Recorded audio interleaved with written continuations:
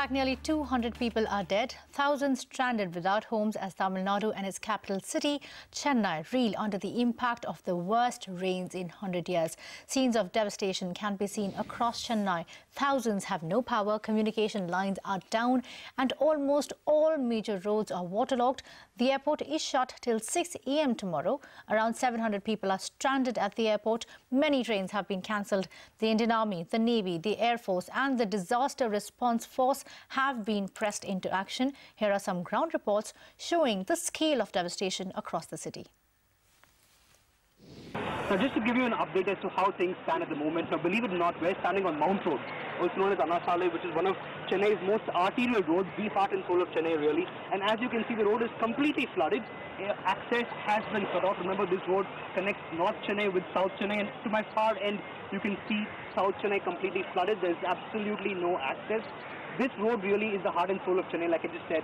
In fact, you can see the metro rail in the background also, which, is the major connectivity corridor taking form and shape along this road. Now, the problem really is in the far end.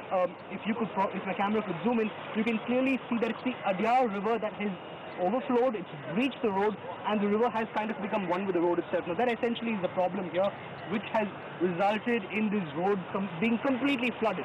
And if the camera could pan farther to my right, you would clearly see how most people who live in these areas have been rendered completely homeless. Now, these people are in a state of uncertainty. They don't know what exactly is happening to them. They don't know what the immediate future is going to be like. But all they know right now is that their homes are gone.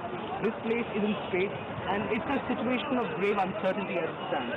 So the rains have eased off for the moment, but we don't really know what the situation will be like.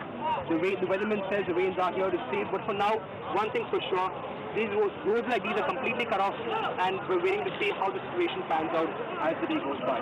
We'll keep bringing you those updates, but for now, it's back to you in the studio.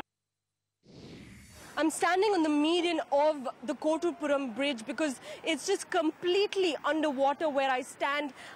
The river has basically breached, and as a result, the water is now up to the first floor level here. You can see this gush of water just is rushing past us even as we stand on this bridge. I'm going to get my camera person to pan and just show you the level of the water that it's come up to. It's risen up to the first floor already now.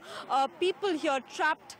They've been forced to move from the ground floor and the first floor to the terrace of these Tamil Nadu Housing Board apartments. There are boats that have been sent in, at least 3 boats that we know of that have been sent in this area to try and evacuate and rescue these people whose food supplies are also dwindling. But what officials tell us is that carrying out this relief and rescue operations is difficult because of the force of the river and the water that is gushing on at the moment.